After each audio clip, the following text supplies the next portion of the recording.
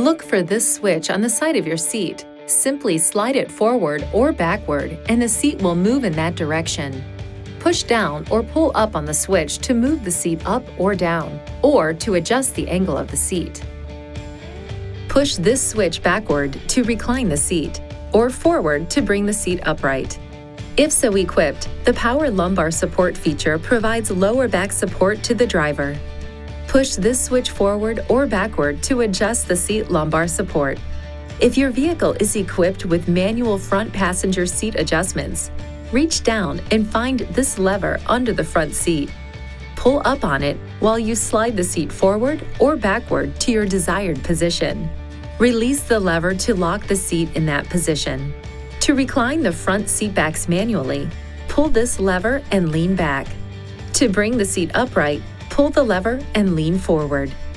Pull one of these knobs to fold the rear seats forward for added trunk space.